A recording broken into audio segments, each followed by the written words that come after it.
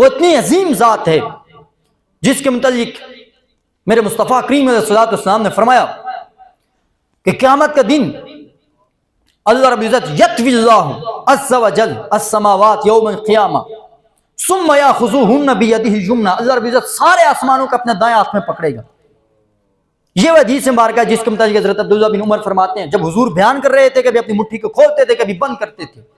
حضرت عبداللہ بن عمر فرماتے ہیں کہ کبھی مصطفیٰ کریم علیہ الصلوۃ والسلام اس قدر جھکتے تھے مجھے ڈر لگا کہ ممبر سمیت آپ صلی اللہ علیہ وسلم گر نہ پڑے۔ میرے آقا فرماتے ہیں اللہ رب العزت قیامت کے دن تمام آسمانوں کو اپنے دائیں مٹھی میں لے گا، ثم یقول انا الملک، میں بادشاہ ہوں، این الجبارون، کہاں ہیں جو دنیا کے اندر جبر کرنے والے تھے، این المتکبرون، کہاں ہیں دنیا میں تکبر کرنے والے؟ یہ بھی ایک تکبر ہے، سب کچھ میں ہی ہوں، یہ بھی ایک تکبر ہے، اپنے رب کے بارگاہ میں جانا ہی اپنی توہین سمجھے، میں اپنے رب کے سامنے مانگوں گا، میں اپنے رب کے سامنے آنسو بہاؤں گا، میں اپنے رب کے سامنے گڑ گڑاؤں گا۔ یہ بھی ایک متکبرین کا انداز ہے۔ کچھ کو یہ تکبر ہے آج ہم بادشاہ ہیں، کئیوں کو یہ تکبر ہے آج ہم پر عہدہ ہے، آج ہم پر کوئی قانون لاگو نہیں ہوتا، ہم جو سفید کو سیاہ، سیاہ کو سفید کریں کوئی بھی نہیں۔ میرے مصطفیٰ کریم علیہ الصلوۃ والسلام نے فرمایا اللہ رب العزت اس وقت سوال کرے گا، کسی کی جرأت ہے جو بولے کہ کہے کہ میں بادشاہ ہوں؟ یہ حقیقی بادشاہ۔ قل اللہم مالک الملک تؤتی الملک من تشاء وتنزع الملک ممن تشاء، وہی تو وہ ذات ہے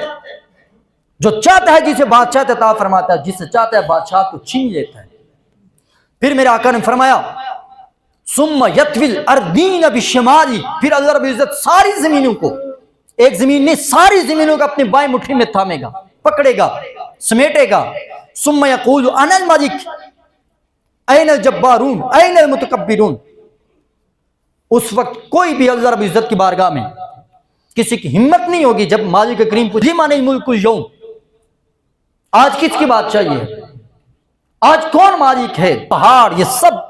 زمین ہموار اور چٹیل ہو جائے گی، ساری مخلوق کے سامنے اللہ رب العزت کے انبیاء ہوں گے، نیک صلحاء ہوں گے، اتقیاء ہوں گے، سارے نیک اور بد وہاں پر جمع ہوں گے۔ دنیا میں جن کو اپنی بادشاہت پر گھمنڈ تھا، جنہیں دولت پر گھمنڈ تھا، جنہیں جائیداد اور سرمایہ پر گھمنڈ تھا، اور سارے کے سارے وہاں کھڑے ہوں گے، کسی کی جرأت نہیں ہوگی۔ پھر خود مالک کریم میں جواب دے گا للہ الواحد القہار اليوم تجزی کل نفس بما کسبت لا ظلم اليوم، آج کا دن ہے، ہر ایک نے جو جو عمل کیے تو اسے اس کی جزا دی جائے گی، آج ظلم کا دن نہیں ہے۔ جس نے نیک اعمال کیے ہوں گے، جس نے اپنے رب کو راضی کیا ہوگا، اللہ رب العزت اسے اتنا اس کے نیکیاں دے گا، اتنا اس کا جو دنیا کے نیکیاں ہوں گی وہ جمع کر کے اللہ رب العزت اسے جنت میں پہنچائے گا، اور جس نے اپنے رب سے دوری اختیار کی ہوگی اتنا ہی رب العالمین کے بارگاہ سے وہ دور ہوگا، اور اس کی دوری یقیناً جہنم کا سبب ہوگی۔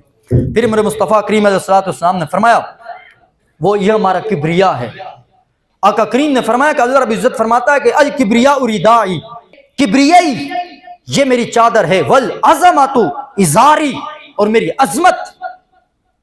یہ میرا لباس ہے۔ فمن نازعنی، اور جس نے میرے لباس کو، یہ میری چادر کو ہٹانے کی کوشش کی،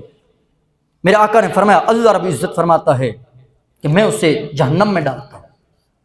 اور ہمارا جو مالک وہ غیرت مند ذات ہے۔ بے حیائی فحاشی کو اللہ رب العزت نے کیوں حرام کیا؟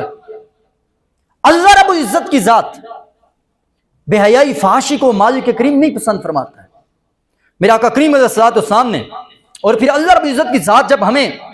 جن چیزوں سے ہمارے رب نے منع کیا، شراب نہ پیو،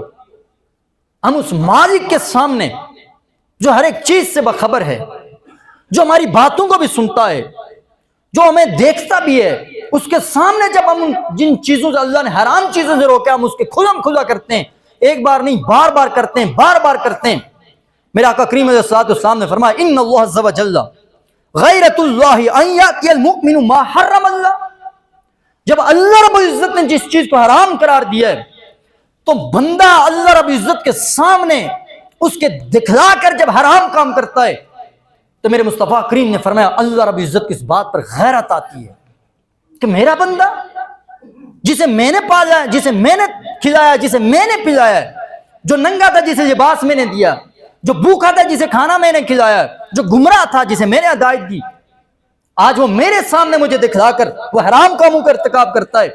میرے آقا کریم علیہ الصلوۃ والسلام نے فرمایا اللہ رب العزت کی اس بات پر غیرت آتی ہے۔ تو ہمیں سب سے پہلا یہ پیغام، کہاں تک میری آواز جا رہی، پیچھے تک جتنے تک، سب سوچو ذرا ہم نے کبھی اپنے رب کو پہچاننے میں کتنی کوشش کی ہے۔ دنیا میں ہم کوئی ملازم ہے یا جس کا کوئی ملازم ہے، ہر مالک کو اپنے ملازم کے مزاج کا پتہ ہے، ہم اسے پہچانتے ہیں۔ ہر ملازم کو اپنے باس کے مزاج کا پتہ ہے۔ کیا ہم نے اپنے مالک کے مزاج کے متعلق کبھی غور و فکر کیا ہمارا مالک کا مزاج کیا ہے؟ وہ غفور و رحیم ہے، وہ جبار بھی ہے، وہ متکبر بھی ہے، وہ قہار بھی ذات ہے، وہ حلیم بھی ہے، وہ کریم بھی ہے، وہ عظیم ذات ہے۔ ہمیں اپنے مالک کے متعلق تو کم از کم یہ سوچنا چاہیے